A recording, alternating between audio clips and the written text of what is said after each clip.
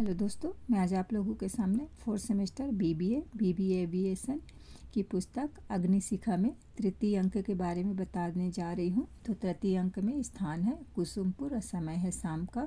सो यहाँ पे यशोवर्मन जो भीड़ को देखकर बहुत ज़्यादा थोड़ा सा शंका होता है कि उसको महाराज की कहीं पे किसी कोई हत्या ना कर दे, तो वो अपना संदेह व्यक्त करता है। तभी यहाँ पे वसुगुप्त बोलता है कि इतना भीड़ है, भीड़ एक ढाल की तरह है जो कि तलवार को किसी भी वार को रोक सकती है।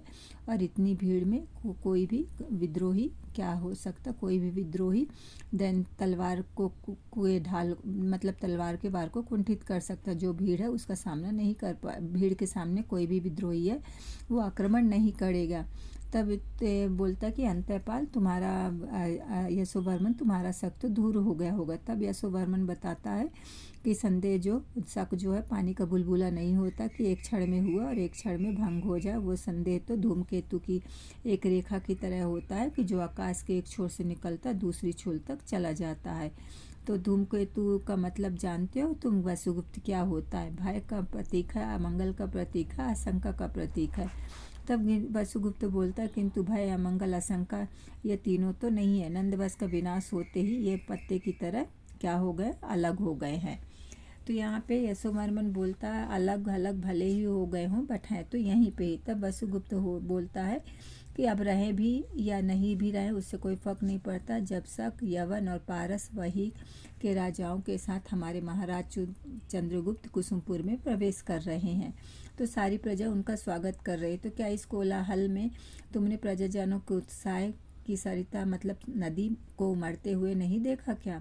तब यशोवर्मन बोलता है कि मैंने देखा हूँ बट किंतु उत्साह के बीच में ऐसे बहुत से कंठ हो सकते हैं जिसमें व्यंग होता है, परिहास हो की ध्वनि भी हो सकती है। नंद के प्रति जिसकी भी भक्ति रही होगी अभी भी निष्पाण नहीं हुई है, उनमें से कोई ना कोई हमारे इसमें हो सकता है। जहाँ पे भी हरी हरी घास होगी वहाँ पे कंटक होंगे ही। वसुगुप्त बोलता है तो वो जहाँ पे भी कंटक होंगे या कांटे होंगे तो उनको आज जड़ से अलग कर दिया जाएगा। तब यशोवर्मन बोलता है किंतु आपको क्या ज्ञात है कि महानंद नंद के मंत्री राक्षस की नीति छद्म वेश धारण कर चलती है। नंद नहीं है किंतु नंद के मंत्री तो छिपकर कुसुमपुर के से बाहर चले गए हैं। तब वसुगुप्त बोलता है तो हमारे पास भी पहचानने वाली बहुत सारी आंखें हैं, देखो कितना जनरब बढ़ रहा है और हमें हम बात कर रहे हैं तो कुछ भी सुनाई नहीं देता है, तो अपने झरोके बंद कर दो। झरोके का मतलब खिड़की। तब यशोवर्मन बोलता है हाँ बात भी नहीं सुनाई पड़ती है, हम बंद कर देता। और यशोवर्मन जो है खिड़की बंद कर देता है। तब वसुगुप्त बोलता है तो सम्राट चंद्रगुप्त ने कुसुमपुर में प्रवेश कर लिया है, पहला कार्य तो यही है कि शासन व्यवस्था ठीक करना है। तब यशोवर्मन बोलता है कि आचार्य चाणक्य के मस्तिष्क में राजनीति की ना जाने कितनी ही व्यू प्रतिदिन बनते और बिगड़ते रहते हैं, उनसे अधिक राजनीति और की व्यवस्था और कौन कर सकता है। तब वसुगुप्त बोलते हैं तो क्या सम्राट चंद्रगुप्त का मस्तिष्क केवल बाहुबल पर का ही केंद्र है? तब यशोवर्मन बोलता है हाँ, आचार्य चाणक्य की नीति और सम्राट चंद्रगुप्त के बाहुबल से ही तो नंदवंश को समाप्त किया गया है। नंदवंश की विलासिता संध्या सम्राट चंद्रगुप्त की यश चंद्रिका के सामने अधिक देर तक नहीं टिक पाई है। तब वसुगुप्त बोलता है कि शायद सम्राट आ गए हैं, तो क्या जनता का इतना कोलाहल उन्हें स्वागत के लिए था? वातायन खोलकर देखो यशोवर्मन। तब यशोवर्मन झरोका या खिड़की खोल देता है और खोलते हैं तो फिर पब्लिक की यह भीड़ की आवाज़ सुनाई पड़ती है। तो वो बोलते हैं हाँ जनता में उत्सुकता है, वो पुष्पों के हार उछाल रही है। महाराज के अंतरंग प्रकोष्ठ में सिंह द्वार में प्रवेश कर लिया। उनका वेश इस समय बहुत ही अच्छा है, वितीर्ण ललाट है, उठी हुई नासिका है, बड़े बड़े अरुण से नेत्र हैं। वे नागरिकों से कुछ कह भी रहे हैं, कहते कहते उनकी वाणी में वीरत्व उसी प्रकार दिखाई देती है जैसे दिशाओं से दूर आती हुई प्रतिध्वनि सिमटकर अंतिम स्वर तक गूंजती है। उनकी भौहों में स्वाभाविक रूप से बल पड़े हुए हैं, जैसे दृष्टि से ऊपर आकांक्षाएं वक्र होकर दोहरी हो गई हैं। घुंघराले बाल हैं और उन पर मुकुट रखा हुआ है जिसमें कलगी सिर से हिलने मात्र से यहाँ वहाँ लज्जतशील के जिस तरह से नारी लज्जतशील होते उसी तरह से हिल रही है। तो यहाँ पे और भुजदंडों में शक्ति का संचय है, ज्ञात होता है जैसे वे राज्य के मेरुदंड है। सैनिकों जैसा वेश है, हृदय पर मोतियों की माला, कमर में मखमली, म्यान के भीतर खड़क मतलब तलवार, और बड़ा ही उनका वेशभूषा ड्रेसअप सेंस है, बहुत ही अच्छा है, बहुत ही एक्साइटमेंट वाला है। तब वसुगुप्त बोलता सचमुच सम्राट वीर रस के प्रतीक है, वह द्वारिक आया है। तो द्वारिक का प्रवेश होता है। तो द्वारिक बोलता है महाराज की जय हो, सम्राट का आगमन हो रहा है। तो वसुगुप्त बोलता है हम लोग भी उनके स्वागत के लिए उत्सुक हैं, तुम जाओ अब बाहर, द्वार पर सम्राट पर पुष्प वर्षा हो। तो द्वारिक चला जाता है। यशोवर्मन फिर बोलता है कि यक्ष सम्राट ने तक्षशिला में ग्रीक सैन्य संचालन का जो कौशल देखा है, उस कौशल के बल पर तो वे समस्त भारत पर अपना साम्राज्य स्थापित कर सकते हैं। उन्होंने विदेशी राजनीति को स्वीकार कर किसी भविष्य कार्यक्रम की नींव डाली है, यह बहुत कम लोग जानते हैं। तो वसुगुप्त बोलता है राजनीति के साथ नारी, यही तुम्हारे कहने का तात्पर्य है। तब यहाँ पे वसुगुप्त और यशोवर्मन दोनों सम्राट की जय बोलते हैं। तो इस चंद्रगुप्त बोलता समाहर्ता वसुगुप्त, कुसुमपुरी का वैभव मैंने देखा, मुझे ऐसा ज्ञात होता जैसे युद्ध की भैरवी ने कसाय वस्त्र धारण कर लियो और वह सन्यासिनी हो गई। नगर की शोभा एकदम मल्ली महान है, जैसे तलवार की झंकार वायु में विलीन हो गई है। नागरिकों का यह उल्लास श्रगालों का कोलाहल जैसे ज्ञात होता, जैसे हमें मनुष्यत्व नागरिकों से कहलवा दो कि अब वे अपने घर जाए। तो वसुगुप्त बोलता है ठीक है महाराज, जैसी आपकी मर्जी। तो चंद्रगुप्त बोलता है अंतःपाल यशोवर्मन, जो तेज मैंने ग्रीक सैनिकों के सेवकों में देखा है वह कुसुमपुर के प्रतिष्ठित नागरिकों में नहीं है। यहाँ के व्यक्तियों में स्पष्ट बात कहने का साहस भी नहीं है, एक छल है, एक विडंबना है जो सोन नदी की भांति कुसुमपुर को घेरे हुए है, उसे बंधन मुक्त करो यशोवर्मन। तब यशोवर्मन बोलता मुझे विश्वास है सम्राट आचार्य चाणक्य की नीति कुसुमपुर पर एक कुसुम के समान सुंदर और आपकी कीर्ति की भांति निर्मल हो जाएगी। तो उसी समय वसुगुप्त आता है। धन चंद्रगुप्त बोलता है कि संभव है आचार्य चाणक्य की नीति ने कुसुमपुर की राजनीति में ऐसे चक्रव्यूह की रचना की है जिससे अराजकता का पथ मृत्यु दीवार पर जाकर समाप्त होता है, और उस मृत्यु दीवार की नींव में जानते हो क्या है? समस्त नंदवंश चिर निद्रा में सो रहा है। तब वसुगुप्त बोलता और उस नंदवंश की आंखों में विलासिता का मद अंतिम क्षणों तक था। चंद्रगुप्त बोलते हैं कि मुझे इस बात का दुख है, किंतु राजनीति कृपाण की धार का मार्ग, जो व्यक्ति विलासिता का बोझ अपने सिर पर रखकर चलता है उस कृपाण मतलब तलवार को निमंत्रण देना है कि वह उसके शरीर के 2 टुकड़े कर दे। मैं आचार्य चाणक्य के चक्रव्यूह की मृत्यु की दीवार को जीवन का प्रकाश स्तंभ बनाना चाहता हूँ। तो वसुगुप्त बोलता सम्राट के बाहुबल में और आचार्य चाणक्य की नीति में यह सब क्षमता है। तब चंद्रगुप्त कहता है कि आचार्य चाणक्य की सहायता से जो कुछ भी अभी तक हुआ है उसके प्रति नागरिकों को असंतोष तो नहीं होना चाहिए। तक्षशिला के अनुभव से मैं कुसुमपुर के सभी बाधाएं दूर करना चाहता हूँ। शासन का मापदंड प्रजा का संतोष और सुख होना चाहिए। यशोवर्मन का बोलता है कि हाँ आपका कहना एकदम सत्य है। चंद्रगुप्त फिर बोलता है इसीलिए मैंने एक महोत्सव का आयोजन किया है, उसका नाम है कौमुदी महोत्सव। शरद ऋतु की पूर्णिमा इसलिए समाहर्ता कुसुमपुर के प्रस्ताव के अनुसार मैंने मध्याह्न में इस निर्णय की घोषणा कर दी है। प्रकृति की इस चंद्रमयी निर्मलता में जनता के हृदय की समस्त पाप वासनाएं धुल जाएंगी। कौमुदी महोत्सव इस भांति कुसुमपुर का महान राजनीतिक पर्व होगा। तब वसुगुप्त बोलता है कि सम्राट कुसुमपुर के सिंह द्वार ने अभी तक श्रृगालों का स्वागत किया है, आपके प्रवेश ने सिंह द्वार का नाम सार्थक कर दिया है। तो यहाँ पे बोलते हैं कि मतलब गीदड़ों का भी कुसुमपुर का जो सिंह द्वार है वो अभी तक गीदड़ों का मतलब स्वागत किया था, और आप एक सिंह के समान है, तो आज पहली बार वो अपने नाम को सार्थक कर रहा है। तो चंद्रगुप्त बोलते हैं तुम प्रसन्न करने वाली बात कहते हो वसुगुप्त, इसलिए मैं तुम्हें कुसुमपुर का नागरिक होने पर भी एकत्रित करने वाले समाहर्ता का नवीन पद दिया है। तुम मधुर बातें कहकर अच्छी तरह कर एकत्रित कर सकते हो। कर का मतलब होता है कि टैक्स। तो यहाँ पे वसुगुप्त फिर बोलता है यह आपकी कृपा है महाराज। तब चंद्रगुप्त बोलता है फिर प्रजा का संतोष ही मेरे लिए सुख का अग्रदूत है। उसी समय पुष्पदंत आता है। तो पुष्पदंत बोलते हैं कि कौमुदी महोत्सव के लिए कुसुमपुर के नागरिकों में उत्सुकता है। तब पुष्पदंत बोलता है सम्राट जिस समय से कौमुदी महोत्सव का संवाद नागरिकों के समीप पहुंचा उस समय से प्रत्येक नागरिक ने क्षुद्र मतलब घटिया महान पद्मानंद की क्रूरता के उपसंहार में आपकी उदारता का भरत वाक्य जोड़ दिया। सम्राट ने आचार्य चाणक्य की सहायता से शास्त्र और पृथ्वी का उद्धार किया। आपका कुसुमपुर में प्रवेश शास्त्र विजय का सूचक है, जिसमें शास्त्र का संतोष तथा पृथ्वी का कल्याण है।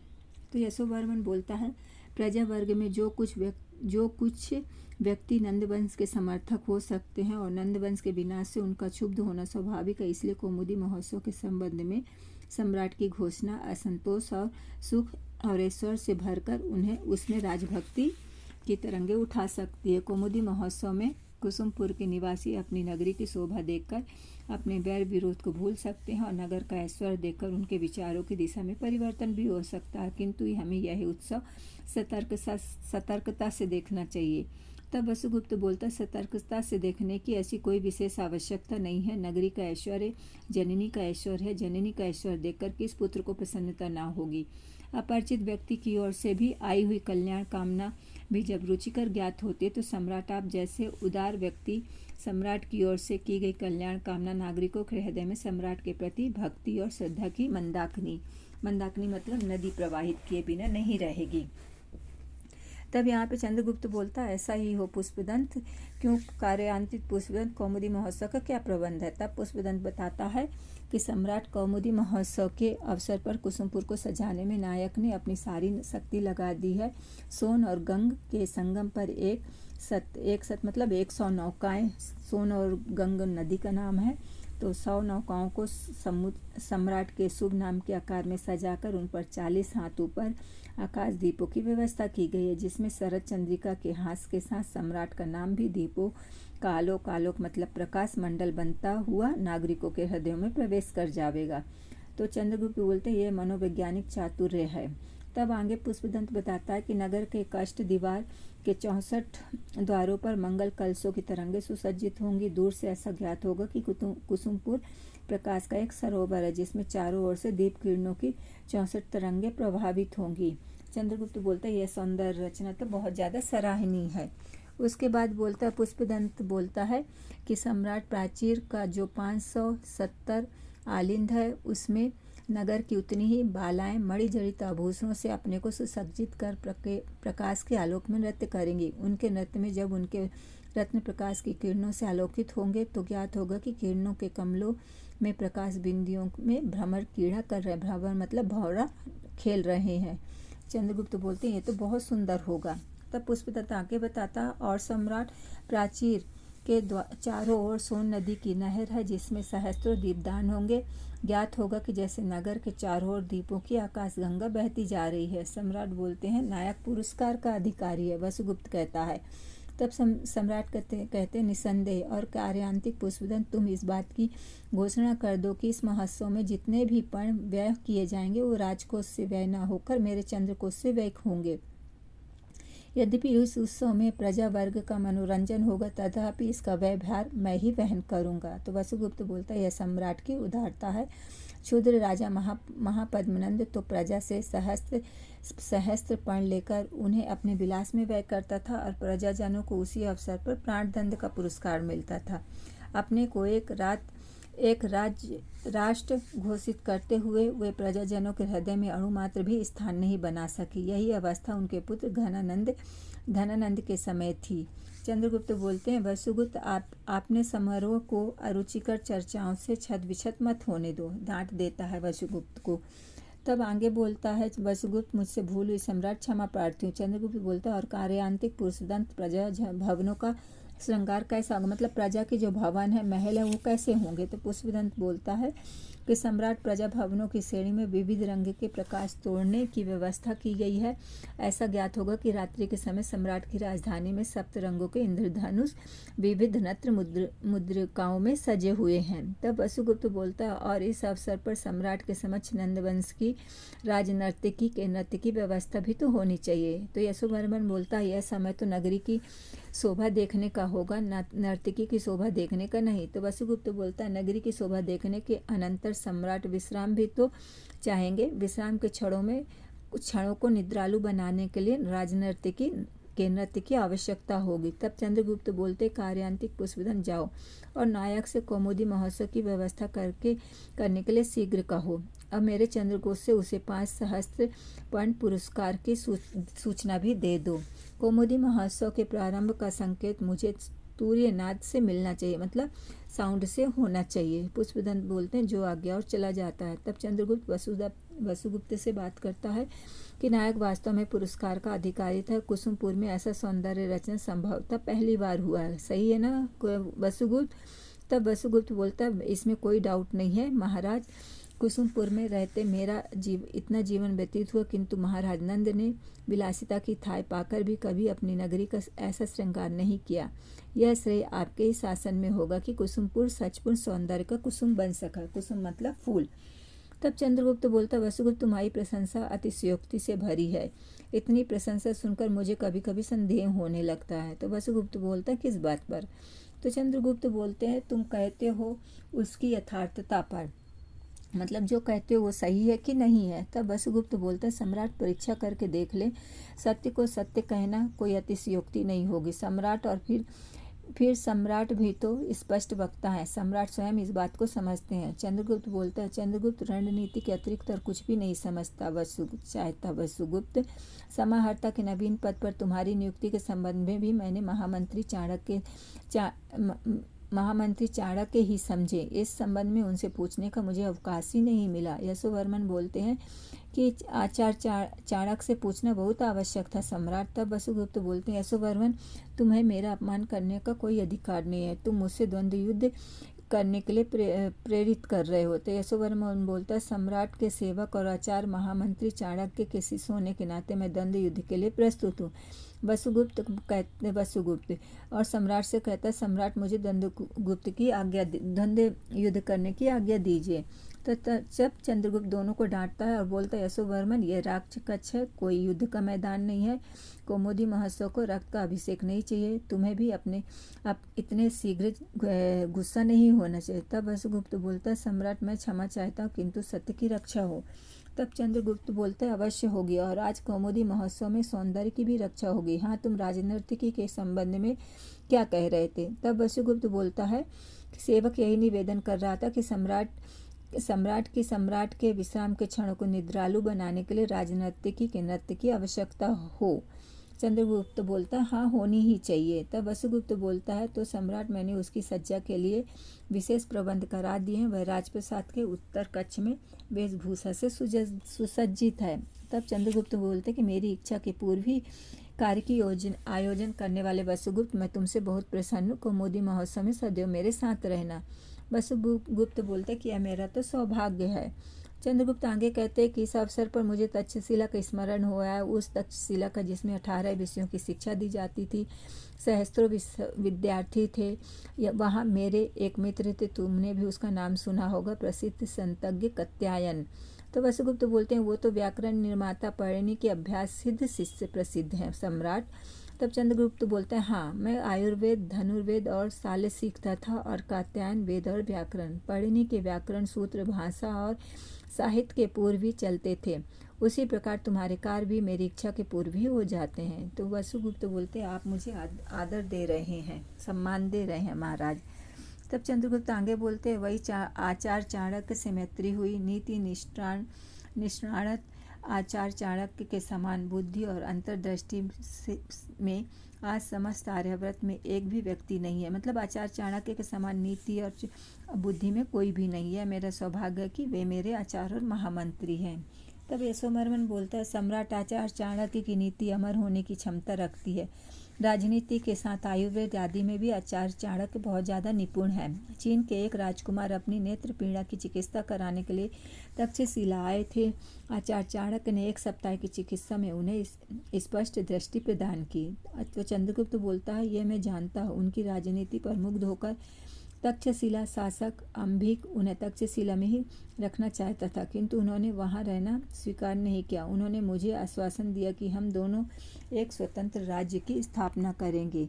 तब यशोवर्मन बोलता उनका कथन अंत में सही ही निकला। तब चंद्रगुप्त बोलते सत्य क्यों ना होता, मानवीय हृदय को पहचानने की अंतर्दृष्टि उनमें इतनी अधिक है कि वे एक ही क्षण में उसका संपूर्ण कार्यक्रम स्पष्ट बता सकते हैं। वे कार्य करने में की शैली को भी जानते हैं। अपूर्व शक्ति, अपूर्व साहस और अपूर्व बुद्धि का विचित्र समन्वय है उनमें। तब यशोवर्मन बोलते हैं वे नर रत्न है, सम्राट आपके सहयोग से वे राज्य को निष्कंटक बना देंगे। तब चंद्रगुप्त कहता है कि मैं भी ऐसा ही अनुमान करता हूँ कि कौमुदी महोत्सव के संबंध में भी आचार्य चाणक्य से परामर्श नहीं कर सका। संग्राम की उलझनों ने अवकाश ही नहीं दिया, किंतु इसकी सूचना तो उन्हें अवश्य मिल चुकी होगी। वसुगुप्त कहता है कि वे आपकी इच्छा का समर्थन ही करेंगे। कौमुदी महोत्सव की उपयोगिता और सामयिकता तो वे अपनी अंतर्दृष्टि से अवश्य देख चुके होंगे। तो अब समय अधिक हो रहा है। सम्राट राजनर्तकी के नृत्य के संबंध में क्या निर्णय करते हैं, तो उसका नाम क्या है। तब वसुगुप्त को बोलता अलका नाम है और बहुत ही सुंदर है और बहुत ही सुंदर डांस करती है।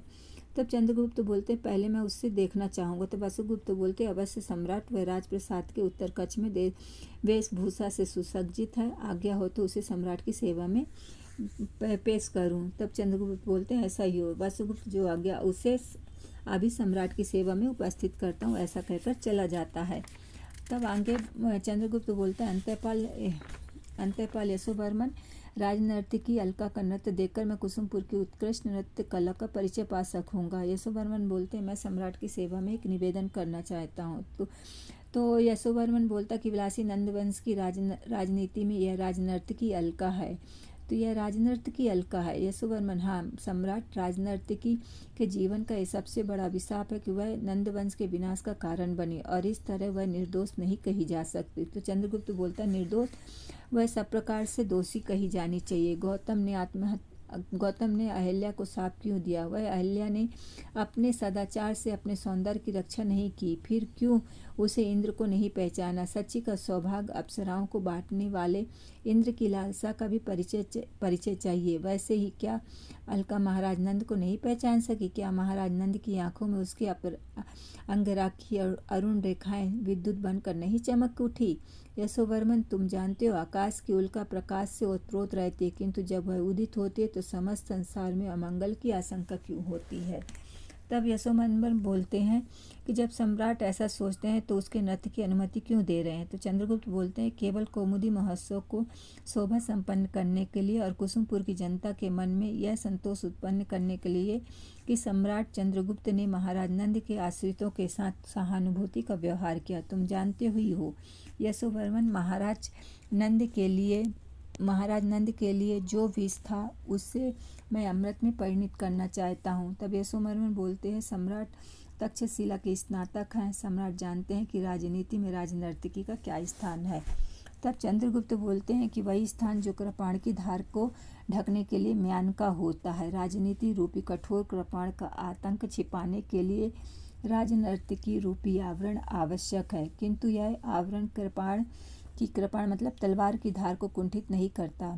राजनीति की पुरुषता प्रजा की दृष्टि से ओझल रहना आवश्यक है। आगे चंद्रगुप्त बोलते हैं किंतु महाराज नंद की राजनर्तकी से कुंठित ही हो गई है, तलवार भी ही म्यान बनकर रह गई है। मैं राजनर्तकी को म्यान बनाकर रखना चाहता हूँ। क्या कारण है? मुझे कौमुदी महोत्सव के प्रारंभ में सूचना तूर्य द्वारा नहीं सुन पड़ी। वसुगुप्त आता है, सम्राट राजनर्तकी सेवा में उपस्थित है। चंद्रगुप्त बोलता उपस्थित करो, मेरे कक्ष में वातावरण संगीत और नृत्य को मुखरित करो। वसुगुप्त बोलता है ठीक है, जो आज्ञा। देन चंद्रगुप्त बोलता है अंतःपाल यशोवर्मन, नृत्य और संगीत कौमुदी महोत्सव की वह प्रस्तावना है जिसे उमंग की रूपरेखा मंगल के रंग में सुसज्जित होती है। नृत्य में ऐसी मनोहर भावनाएं हैं जिनमें सुख और रहस्य जागता है। तब वसुगुप्त के साथ अलका आती है और अलका सम्राट को प्रणाम करके बोलते चंद्रगुप्त बोलते हैं कुसुमपुर की श्री और शोभा की अधिवासिनी बनो यशोवर्मन, तुम जा सकते हो। तब यशोवर्मन चला जाता निवेदन करके, वहाँ पे नृत्य का समारोह नृत्य का समारोह में आचार्य चाणक्य भी सम्मिलित हों, ये बताता है। चंद्रगुप्त हंसकर, आचार्य चाणक्य राजनीति को कविता में मिलाना चाहते हो? मुझे कोई आपत्ति नहीं, यदि चाहो तो उन्हें यहीं भेज सकते हो। वे भी राजनीति के कुचक्करों में से थक गए होंगे, उन्हें भी विश्राम की आवश्यकता होगी। राजनीति का मस्तिष्क आज नृत्य और कविता से हृदय की सहानुभूति प्रदान करेगा। तब वसुगुप्त आता है और चला प्रणाम करके चला जाता। चंद्रगुप्त बोलते, राजनीति और कविता क्यों राजनर्तकी, तुम राजनीति की ताल पर नृत्य कर सकती हो। अलका, सम्राट, अभी तक तो राजनीति ही मेरे नृत्य की ताल थी, किंतु मैंने इसकी ओर कभी ध्यान ही नहीं दिया। राजनर्तकी का राजनीति से क्या संबंध सम्राट, वह तो राज्य की अनुचरी मात्र होती है। अनुचरी मतलब दासी मात्र होती है। तो चंद्रगुप्त बोलते हैं, इन्हीं छद्मवेशी शब्दों से अनुचरी स्वामिनी बन जाती है। राजनर्तकी, महाराज नंद तुम पर मोहित थे या तुम महाराज नंद पर मोहित थी। तब अलका बोलती, सम्राट मुझसे क्षमा करे, सच्ची नारी मोहित नहीं होना चाहती, वह आत्मसमर्पण करना चाहती है। जो नारी मोहित होती है वह अपने रूप का व्यापार करती है, हृदय का समर्पण नहीं। तो चंद्रगुप्त बोलते, तुम किस व्यापार में विश्वास करती है, रूप के व्यापार में या हृदय के व्यापार में। तब अलका बोलती है, हृदय का व्यापार नहीं होता सम्राट। चंद्रगुप्त बोलते, तो हृदय का समर्पण ही सही। तब अलका बोलती कि उस समर्पण की कोई भाषा नहीं होती सम्राट, जिस समर्पण में भाषा होती वह व्यापार बन जाता है, हृदय का व्यापार कभी नहीं होता है। तब यहाँ पे चंद्रगुप्त आगे बोलते, पर महाराज नंद तो हृदय का व्यापार करते थे और उस व्यापार में वे अपना सारा साम्राज्य हार गए हैं, क्या यह सत्य बात नहीं है। तब अलका बोलती है, सत्य है सम्राट, किंतु पुरुष तो व्यापारी है, वह अपने व्यापार में सब कुछ लुटा सकता है। चंद्रगुप्त बोलते हैं कि पुरुषों के प्रति तुम्हारी बहुत हीन दृष्टि है राजनर्तकी। तब अलका कहती है, उसी प्रकार जैसे पुरुषों को नारियों के प्रति हीन दृष्टि होती है सम्राट, ये नारी को विलासिता की सामग्री बनाकर छोड़ देते हैं। तब चंद्रगुप्त आगे कहते हैं कि किंतु कोई नारी बलपूर्वक विलासिता की सामग्री नहीं बनाई जा सकती, वह अपनी विजय के लिए विलासिता की सामग्री बनती है और दोष पुरुषों को देती है। अलका बोलती है, सम्राट राजनीति के आचार हैं और सेविका राजनीति के पैरों से कुचली हुई धूल है। सम्राट, मैं क्या निवेदन कर सकती हूँ। तब चंद्रगुप्त बोलते हैं कि किंतु राजनर्तकी धूल भी सिर पर चढ़ सकती है। तब अलका बोलती है, हाँ सम्राट, जब वह पैरों से ठुकराई जाती है, किंतु सेविका का यह अधिकार नहीं है। तब चंद्रगुप्त बोलते, अधिकार नहीं राजनर्तकी, यह तो उसकी गति है, गति में ही अधिकार का आडंबर नहीं होता, उसमें शक्ति की विद्युत होती है और तुम में वह शक्ति की विद्युत है, जिसने आकाश का हृदय चीरते हुए तड़प कर नंद जैसे विशाल साल वृक्ष को धराशायी कर दिया। अलका बोलती है, तब तो मुझे विद्युत की भांति पृथ्वी में विलीन हो जाना चाहिए सम्राट। तब यहाँ पे चंद्रगुप्त बोलते हैं कि राजनर्तकी महासती सीता नहीं बन सकती, जो भूमि में विलीन हो जाए। राजनर्तकी को राज्य का श्रृंगार करना पड़ता है। तब अलका बोलती, यह मेरे जीवन का अभिशाप है सम्राट, ऐसे फूलों का क्या सौंदर्य जो किसी सौ पर बिखेर दिए जाते हैं। आज आपके चरणों पर गिरकर मैं अपने जीवन से मुक्त हो जाऊंगी। चंद्रगुप्त बोलते हैं, निराश की बातें मत करो राजनर्तकी, तुम जानती हो आज कौमुदी महोत्सव है, कुसुमपुर की जनता के साथ आनंद विभोर होना जानती है, तुम्हें मधुर गायन से वातावरण को गुंजित करना है। तो अलका बोलती, सम्राट की जो आज्ञा, किंतु आज मैं राजनर्तकी का पद त्याग चुकी हूँ और आपके चरणों की धूल में शयन कर अमर हो जाऊंगी। तब चंद्रगुप्त बोलते, राजनर्तकी, तुम्हारा यह वार्तालाप महाराज नंद से नहीं हो रहा, सैनिक चंद्रगुप्त से हो रहा। मुझे अपने चरणों की धूल वीरों की परंपरा के लिए छोड़नी है, राजनर्तकियों की परंपरा के लिए नहीं। किंतु मैं तुमसे प्रसन्न हूँ, कुसुमपुर के नागरिकों को नृत्य की शिक्षा दो और उसका मंगल चरण आज कौमुदी महोत्सव में तुम्हारे नृत्य से ही हो। तुम प्रारंभ करो, जिससे कुसुमपुर का वायुमंडल तुम्हारे नूपुरों के स्वरों का वाहक बनकर कौमुदी महोत्सव का निमंत्रण प्रत्येक दिशा में पहुंचा दे। तब वसुगुप्त बोलता, अलका, तुम्हें कुसुमपुर के आदर्श नृत्य का परिचय सम्राट को देना है। इस समय तुम्हें ऐसा नृत्य करना है कि सम्राट नृत्य विभोर होकर अपने जीवन में समस्त विषाद को भूल जाएं। तब चंद्रगुप्त बोलता है, मुझे तो कोई विषाद नहीं है वसुगुप्त बोलता, सम्राट को विषाद ही क्या हो सकता है, सम्राट तो सैनिक है, सैनिक को विषाद कैसा। मैं तो यही कहना चाहता था कि कुसुमपुर के नागरिकों के हित चिंतन में लगा हुआ आपका मन जो थका हुआ है। चंद्रगुप्त बोलता, ठीक है राजनीति नृत्य प्रारंभ करो, जो आज्ञा। तब राजनीति नृत्य प्रारंभ करती है और गाना गाती है, सजीली थी मधुवन की गली, ये गाना गाती है। तब चंद्रगुप्त बोलता, बहुत सुंदर राजनर्तकी अलका, तुम जितनी सुंदर हो उतना ही सुंदर तुम्हारा नृत्य है, यह लो अपना पुरस्कार। चंद्रगुप्त अपने गले से मोतियों की माला निकाल कर जैसे देते हैं उसी समय चाणक्य आ जाते हैं और चाणक्य रोक लेते हैं, यह पुरस्कार इसे नहीं दिया जाएगा। तो चंद्रगुप्त को आश्चर्य होता है और महामंत्री से पूछता है क्यों। तब चाणक्य बोलते, सम्राट, आग बुझ जाने पर आग की राख गर्म रहती है, तो उसे तुम हाथ में नहीं उठा सकते। तुम इतने थोड़े समय में कैसे मान बैठे कि कुसुमपुर की आग इतनी शीतल भस्म हो गई है कि उसमें कुसुमों की क्यारियाँ सजाई गई। चंद्रगुप्त समझ नहीं पाता, महामंत्री से पूछता है, चंद्रगुप्त ने कुसुमों की क्यारियों में नहीं, समारांगण में अपने जीवन का वैभव देखा है, उसमें नूपुरों की झनकार में नहीं, तलवारों की झनकार में अपने जीवन का संगीत गाया है। आपने यह कैसे समझ लिया कि चंद्रगुप्त ने क्षणिक मनोविनोद में उसका समरांगण मतलब युद्ध का मैदान कुसुम की क्यारी बन गया है। आपको यह समझना चाहिए कि यह क्षणिक विश्राम भविष्य के युद्ध की भूमिका है। तब चाणक्य बता रहा होता है, और सम्राट चंद्रगुप्त, यदि वह क्षणिक विश्राम ही जीवन का अंत हो गया तो तुम्हारे भविष्य के वैभव का सम्रांगण ही कहीं तुम्हारे शव का शमशान बन गया तो इस विश्राम के क्षण में तुम क्या कहोगे। तो चंद्रगुप्त बोलता है कि अरे, विश्राम के क्षणों की सीमा क्या है, क्या और विनती क्या है, यह जानने के लिए चंद्रगुप्त के पास पर्याप्त बुद्धि है। चाणक्य बोलता, बीच में ही नहीं, यही समझकर मैं आपके साथ सैनिक लाया हूँ। पुरुष पुकार कर सैनिकों, राजनर्तकी और समाहर्ता को अपने कंट्रोल में लो।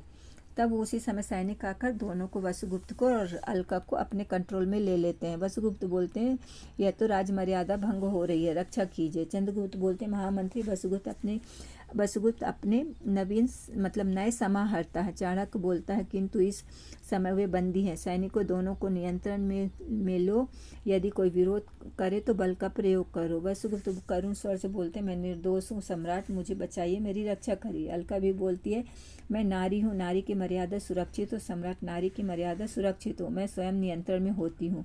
हाय नारी नियंत्रण में, सदैव नियंत्रण में, जीवन भर नियंत्रण में। चंद्रगुप्त आगे बढ़कर चाणक्य बोलता, कुछ मत कहो इस समय। सम्राट चंद्रगुप्त, चाणक्य अपना कर्तव्य अच्छी तरह समझता है, सैनिकों दोनों का नियंत्रण लेकर दूसरे कक्ष में लेके जाओ। तो सैनिक दोनों को लेकर चले जाते हैं। अब आज चंद्रगुप्त और इसमें चाणक्य में वार्तालाप होती रहती है। चंद्रगुप्त बोलते हैं कि यह राजमर्यादा की सबसे बड़ी अवहेलना है महामंत्री। जिस राजमर्यादा की पूजा हमने रक्त चढ़ा करके, उसी राजमर्यादा को तुच्छ सैनिक अपने पैरों की धूल से कलंकित करे। यह कैसी राजनीति है कौमुदी महोत्सव के अवसर पर। तो चाणक्य बोलते, कौमुदी महोत्सव? हाँ, कौमुदी महोत्सव, क्या आपने मेरी घोषणा नहीं सुनी? चाणक्य बोलता है, वह सुनने योग्य नहीं थी। तब चंद्रगुप्त बोलता है, आप राजमर्यादा का इतना अपमान कैसे कर सकते हैं महामंत्री? कौमुदी महोत्सव की घोषणा कुसुमपुर में मेरी प्रथम राजघोषणा थी। चाणक्य बोलते हैं कि वह राजघोषणा प्रारंभ होने से पूर्व ही समाप्त हो गई थी। चंद्रगुप्त बोलते, समाप्त हो गई, किसने किया? तो चाणक्य बोलते, मैंने।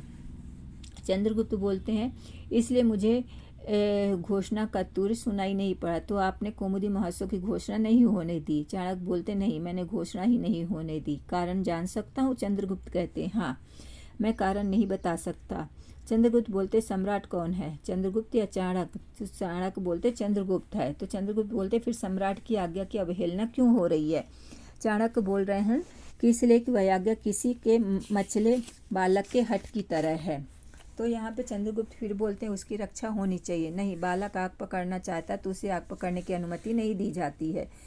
तो यह तुम्हारा गर्व है महामंत्री, चंद्रगुप्त कहते हैं। चाणक्य बोलते हैं, यह तुम्हारा ज्ञान है, सम्राट को बोलते हैं।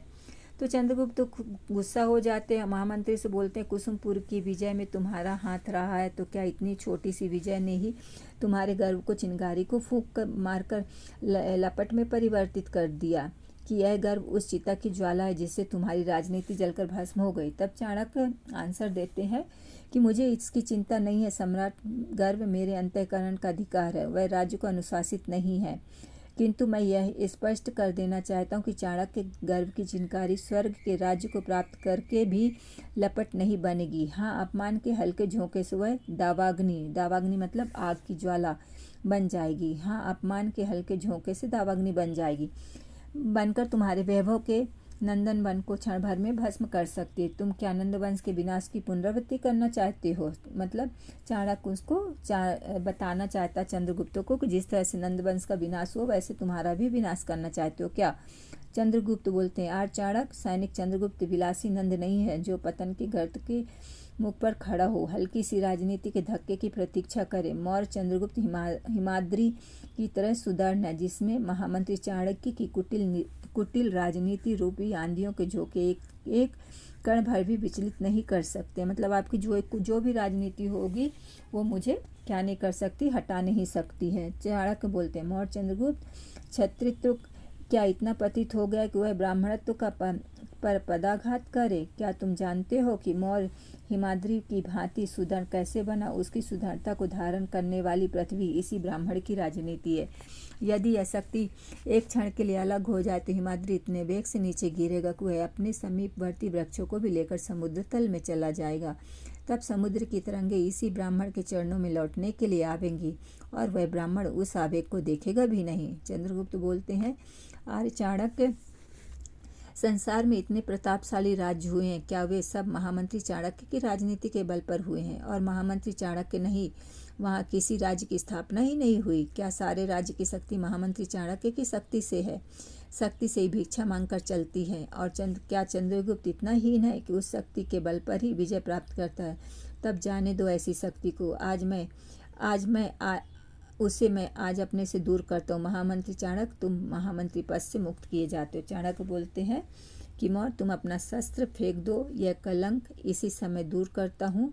राजमंत्री राक्षस की राजनीति के कुचक्र से आने वाले चंद्रगुप्त, क्या मैं अपनी शिखा खोलकर विनाश की फिर प्रतिज्ञा करूं? फिर जिस ब्राह्मण की शिखा सर्पिणी ने नंदवंश को एक ही दसन में समाप्त कर दिया, और मौर्य भी उस सर्पिणों को हाथ रखना चाहता है। जिस चंद्रगुप्त को अपना आत्मीय समझकर कुसुमपुर के सिंहासन पर आरूढ़ मतलब बैठाया, उसी चंद्रगुप्त के विनाश का क्या मैं शमशान को सुसज्जित करूं? वाह रे ब्राह्मण, ब्रह्मज्ञान में जीवित रहने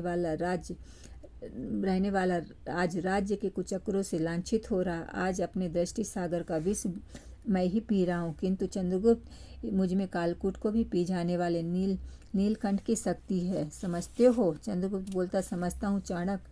शस्त्र उठाते, यह शस्त्र जब मेरे अधिकार में है, आज से मैं समस्त राजनीति अपने बाहुबल में केंद्रित कर कुसुमपुर पर शासन करूंगा और विद्रोह के सर्प को जलाने के लिए महायज्ञ करूंगा। चाणक्य बोलता, करो, इसी समय करो यह महायज्ञ, उसमें तुम भी विनष्ट हो जाओगे। आज कुमुदी महोत्सव करो और अपने नवीन समाहर्ता राजनर्तकी के रूप में अपनी मृत्यु को निमंत्रण दो। चंद्रगुप्त बोलते, मेरे आनंदोत्सव से ईर्ष्या करने वाले चाणक्य, तुम यही कहोगे? ब्राह्मण को इन ऐश्वर्यों से दोष होना स्वाभाविक है। तब चाणक्य बोलता, आत्मचिंतन में जो ऐश्वर्य है क्षत्रिय, वह इन तुच्छ भड़कीले वैभव में नहीं, वह वैभव जो अपने साथ मृत्यु लिए हुए है। शत्रु के गुप्तचरों और विष कन्याओं पर विश्वास करने वाला सम्राट एक ही पटवेक्ष में मृत्यु का आलिंगन उसी भांति करता जैसे एक ही उछाल में पतिंगा दीप शिखा के भीतर जलती हुई मृत्यु में भस्म हो जाता है। तुम भी भस्म हो जाओगे और अपने वैभव का जला हुआ काला धुआं अपने पीछे छोड़ जाओगे। तो चंद्रगुप्त बोलता है, अपनी राजनीति में अविश्वासी बने हुए चाणक्य, तुम प्रत्येक व्यक्ति को गुप्तचर और प्रत्येक नारी को विषकन्या समझ सकते हो। राज्य सीमा की रेखा पर रेंगती हुई तुम्हारी आंखों की पुतलियां काले कीड़े की तरह केवल निरीह जीवों को हिंसा करना जानती है। महामंत्री की यही विशेषता है। चाणक्य बोलता, महामंत्री मत कहो मौर्य, मैं अब तुम्हारा महामंत्री नहीं हूँ। मैं तुम्हें सम्राट नहीं कह रहा हूँ, मैं केवल एक ब्राह्मण हूँ। ब्राह्मण जिसकी शिखा बहुत दिनों तक खुली रही और वह तभी बांधी गई जब उसने अपनी प्रतिज्ञा के अनुसार नंदवंश का विनाश किया। अब उसके सामने केवल दो ही मार्ग हैं, या तो वह पुनः अपनी शिखा खोलकर मौर्य वंश के विनाश की प्रतिज्ञा करे, या क्षितिज की भांति अपनी बाहुओं को फैलाकर नक्षत्रों के नेत्रों में विषंभरा पृथ्वी को अपनी करुणा और शांति से सींचे। तब समस्त सृष्टि से उसका राज्य होगा। पशु पक्षी उसके सहचर होंगे और वायु के झकोरों में झूमकर साम गान करता हुआ तुम्हें क्षमा करेगा। चंद्रगुप्त बोलते, यह तपोवन नहीं है यार।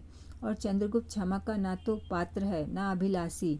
अब तपोबल के होम कुंड में हिंसा करो या कुशकंटक चराने वाले हरिणों को क्षमा करो, किंतु जाने के पूर्व अपनी नवीन समाहर्ता वसुगुप्त तथा राजनर्तकी अलका पर लगाए हुए लांछन का निराकरण करना होगा। और यदि यह लांछन सत्य निकला तो राज्य का दंड विधान अपराधी को पहचानता है।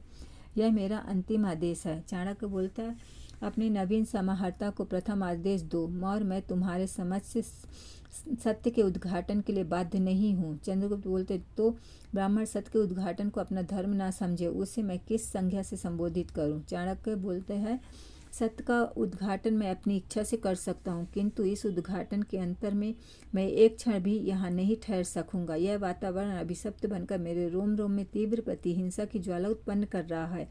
चंद्रगुप्त बोलता, सर्वप्रथम प्रमाण उपस्थित किया जाए।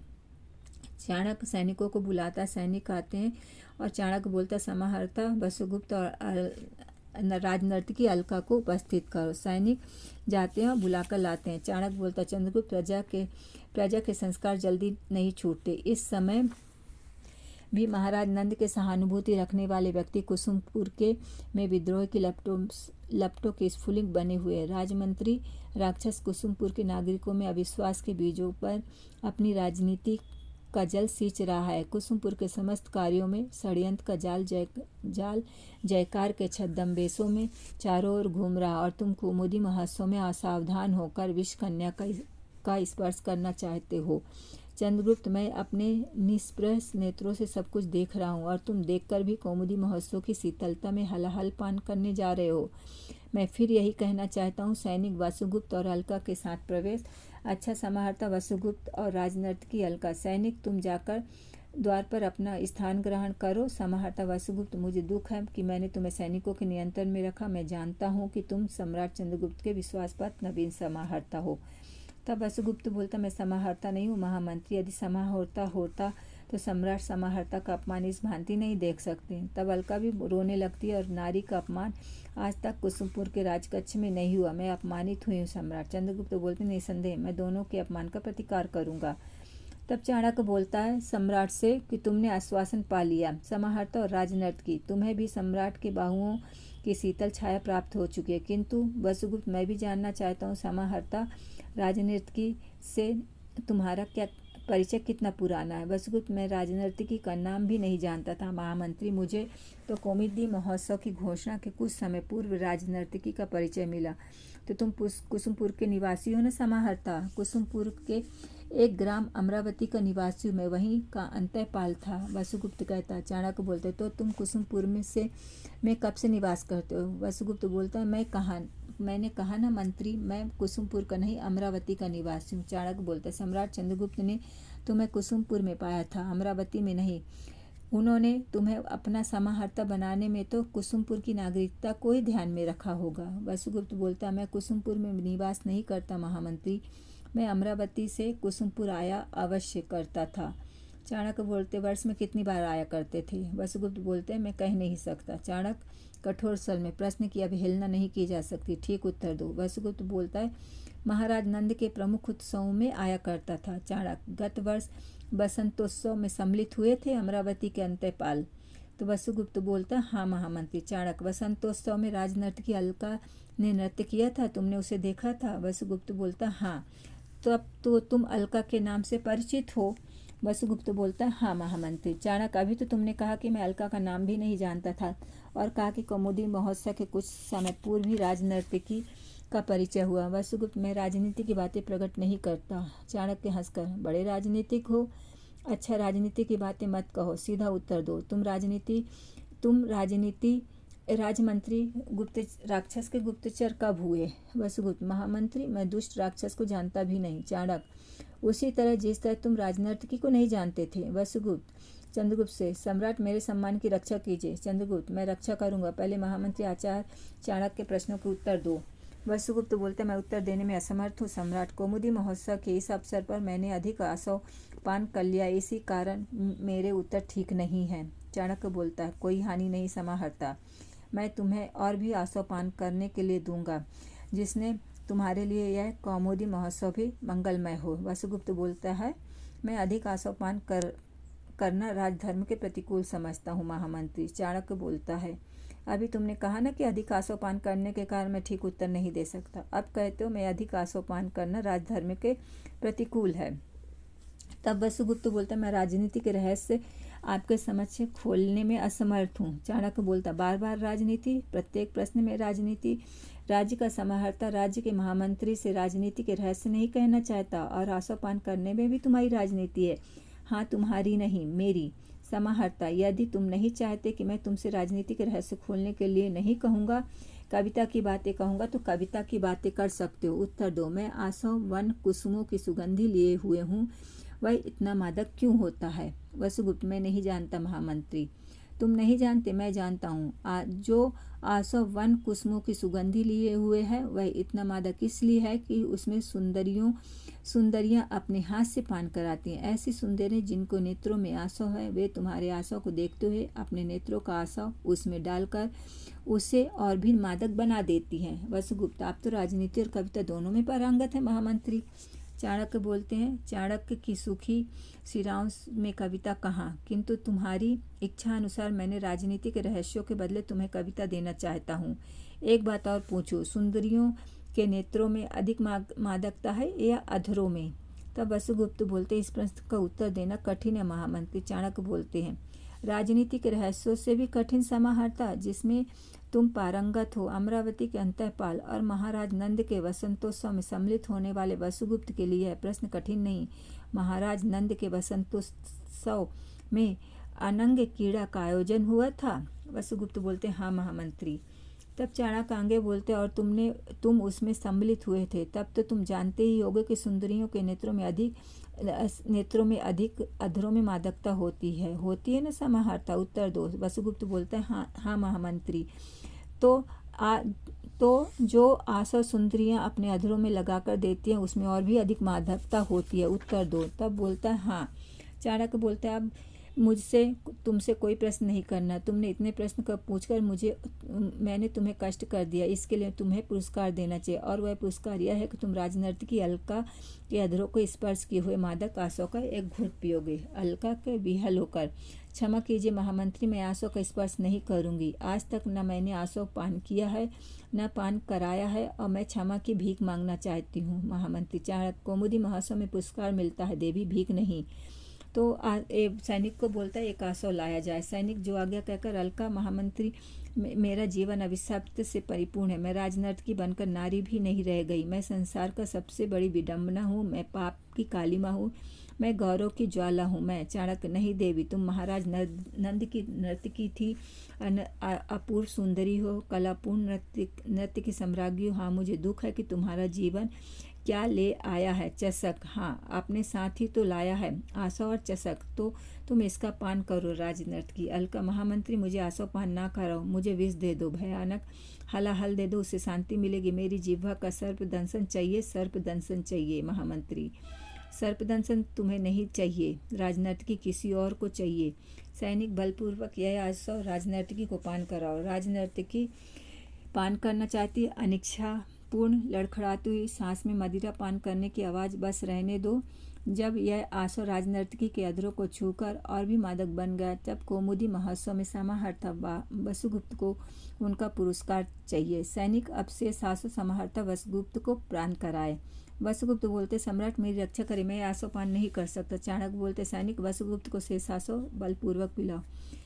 वसुगुप्त बोलते हैं घोर हलाहल। चाणक्य ये दंश राजनर्तकी बुल्की ये सब बोलते हैं। चंद्रगुप्त ओह विषकन्या, विषकन्या, राजनर्तकी विषकन्या, अधरों में स्पर्श किया तो आवास हलाहल बन गया। समाहर्ता चाणक्य, समाहर्ता अभी इस संसार में नहीं है। चंद्रगुप्त अब अलका बोलती सम्राट क्षमा कीजिएगा, प्राणों की भिक्षा कीजिए, मैं निर्दोष हूँ, मैं निर्दोष हूँ। सम्राट उसके चरण छूकर चाणक्य पीछे हटो, पीछे हटो। चंद्रगुप्त पीछे हटता, यह तुम्हारे पैरों में अपने दांत चुभाकर तुम्हें मृत्यु मुख में ढकेल देना चाहती, यही इसका अंतिम प्रयोग है। नारी रूप में भयानक सर्पिणी विषकन्या है। राजमंत्री राक्षस ने कौमुदी महोत्सव का प्रस्ताव वसुगुप्त से कराकर असावधान चंद्रगुप्त को विषकन्या के प्रयोग से नष्ट करने की चाल सोची थी। सैनिक को राजनर्तकी को बंदी बना लो, इसका प्रयोग शत्रु पर ही किया जाएगा। समाहर्ता वसुगुप्त राक्षस का गुप्तचर था राजनर्तकी अलका विष्कन्या। इस सत्र का उद्घाटन मैंने अपनी इच्छा से किया और इस उद्घाटन के अनंतर मैं एक क्षण भी यहाँ नहीं ठहरूंगा। मेरा मार्ग छोड़ दो, हटो, तपोवन मेरी प्रतीक्षा कर रहा। चंद्रगुप्त अपने विश्वासपात समाहर्ता वसुगुप्त का अंतिम संस्कार और कौमुदी महोत्सव का आयोजन दोनों साथ साथ करो और अपना राज्य संभालो। चंद्रगुप्त चिल्लाता है, बिलखता है, चाणक्य महामंत्री मुझे छोड़कर मत जाओ, मुझे तुम्हारी आवश्यकता है। महामंत्री मत जाओ, ये राज्य नष्ट हो जाएगा, चंद्रगुप्त नष्ट हो जाएगा। महामंत्री कौमुदी महोत्सव नहीं होगा, मैं हर बात सुनूंगा। इतना कहकर ये सीन खत्म होता है। तो दोस्तों ये तृतीय अंक खत्म होता है। आप लोगों को कैसा लगा कमेंट्स करिए। फाइनली चाणक्य ने जो चंद्रगुप्त को मारने की प्लान राक्षस बनाता है वो निष्फल कर देता है। धन्यवाद।